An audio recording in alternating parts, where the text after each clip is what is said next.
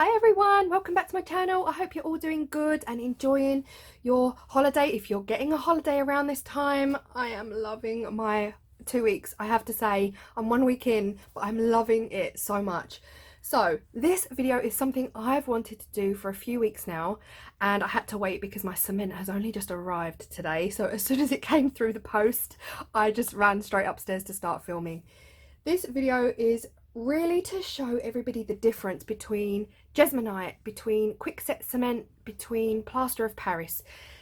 And the reason I'm doing this video is because when I first started Jesmonite, my very first video went out, I want to say about 2 months ago. I didn't know that Jesmonite was not available in the United States of America, and people keep asking me where to get Jesmonite. And when you Google my local Jesmonite stockist, it will come up with a map of your country and where your Jesmonite stockists are. It was only after that video aired and so many people said, we can't get this in the USA, we cannot get this.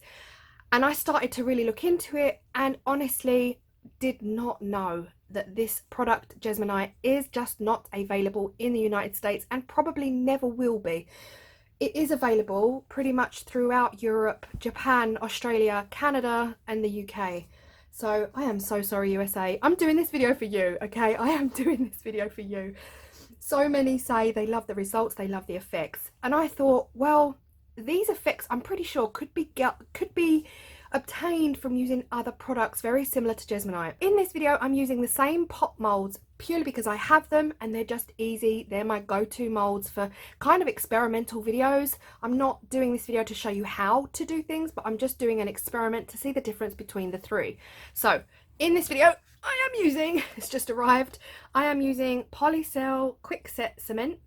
This is powder and you have to add water and it sets in 10 minutes. I am using Plaster of Paris. Now I've had this Plaster of Paris for around about 2 years, I want to say about 2 years, so I'm hoping it's still usable. I got this because of Lisa over at Live It Like Lisa. She makes her own chalk paint using Plaster of Paris. So I've got this bag here from Amazon or eBay. It's actually called Scholar Cast Powder. It says a fine casting powder suitable for producing moulded figures, chess sets, etc. from latex moulds. So that's hopefully gonna work. But yeah, I did order Plaster of Paris and that's what arrived, so I'm guessing it's the same thing. And on the third one I'm using my Jesmonite. I'm not going to show you that container because it's massive, but you get the idea. So for the colours, I'm going to be using some pigment powder from Hemway. If you go onto their website, you will see they also sell mica powders for cement. And I ordered 3 of their mica powders for cement. And I have to say it works a dream in Jesmonite. I just didn't do a video on it because I was just like playing up in my craft room. But I have got kind of like a bluey green, a pink and a gold. I'm going to use these colours in each and yeah, we'll see what they look like. They don't come with this word written across. I just wrote them because I've got tons of these pigment powders and I wanted to make sure I knew the difference.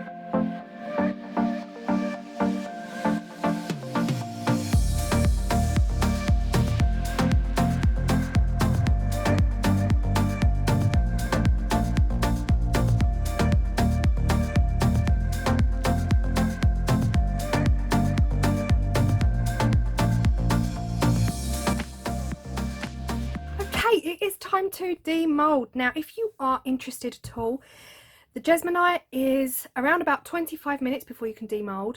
The quick set concrete is a 10-minute set, and the plaster of Paris, it says 40 minutes on the bag, so all within 1 hour, obviously cement being the quickest. Now the cement was super messy. The bottom is definitely rough. I would need to sand this down. The plaster of Paris was hard, okay? When I pour the Jesmonite, it flows like liquid lava down into the mould. The plaster of Paris just sat on the top. I was like, why isn't it moving? Why isn't it going anywhere? But yeah, that took a lot of work to get that to go down inside the mould. But enough talking, let's demold. We'll start with the Jesmonite. You would have all seen this before, but with this mica powder, I've got some air bubbles in there, but this mica powder, it just, in the Jesmonite, works so beautifully, gives off a gorgeous sheen. This is the pot. Oh, I love it. I absolutely love it. I think that powder works a dream in the Jesmonite. Let's see if they fit. Probably got a bit of sanding to do because I went over the edge here. So just moving that with my hand. Okay, I've got it to fit. There is a bit of an angle on this one. It's not very round. A couple of people did suggest making like a cardboard mold to keep it in shape, but yeah, it fits, but it's a little bit tight, so that's not a bad thing really.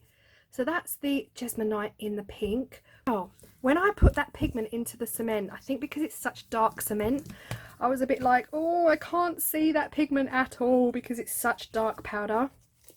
But the colour now is, oh wow, it's actually ended up being very khaki.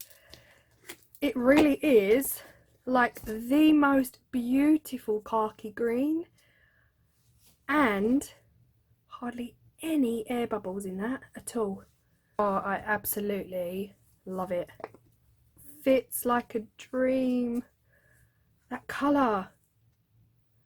That is gorgeous. Now, I know you can buy white concrete, white cement. You might be better off using that with the mica powder pigment, but this colour is gorgeous.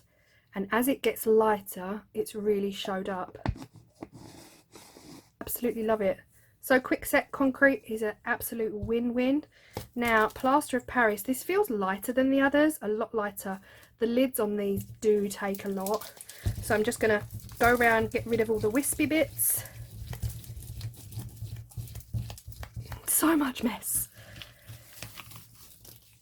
Okay, this is the plaster of Paris. Again, gorgeous. Absolutely gorgeous colour. Oh, I absolutely love it.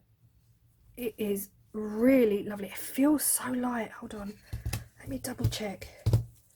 Yeah, it feels so much lighter than the Jesmonite. And the lid.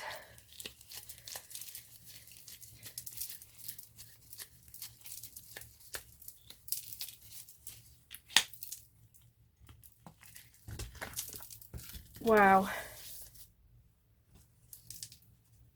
Lovely. Really, really lovely.